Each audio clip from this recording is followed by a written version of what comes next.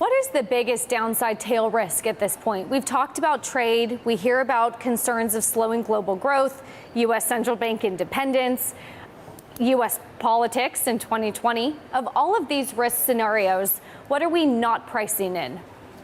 Yeah, we would expect U.S. politics to be a red herring, mainly because the outcome of elections such as this historically have not had a meaningful impact on which direction the markets go, whether a Republican or a Democrat wins. In the last 50 years, it's been a wash.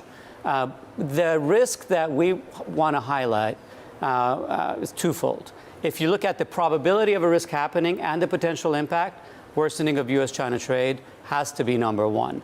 And we expect through the end of the year something like 50% chance that we could get an escalation from current levels, although we may have some bout of optimism going into G20. But the risk that people are just becoming aware of, but we don't think is priced in, is a worsening of U.S.-Iran relations.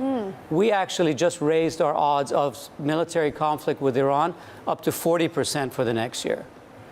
Let me repeat that, 40%. Wow. So that's something that's clearly not priced in the oil markets, not priced into risk markets. Obviously, markets only get impacted if the supply of oil comes under threat in actuality or uncertainty rising. Well, and as we talk about Iran risks, trade tensions, we fold that back into the markets. And if you want to come into my terminal here at GTV Go, we have a global gauge that measures interest rates. Global interest rates are all falling together.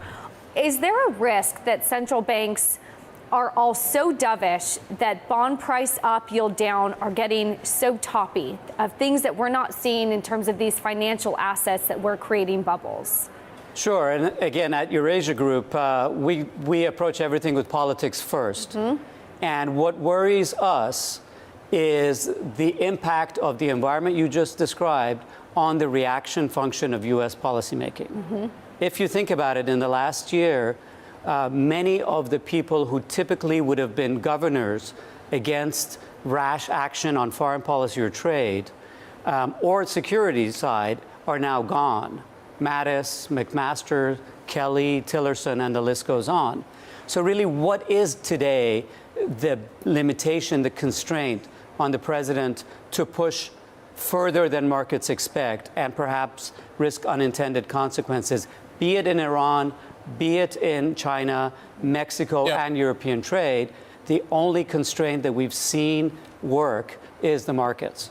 And the environment you described, the S&P where it is, that worries us. That increases the appetite for risk-taking.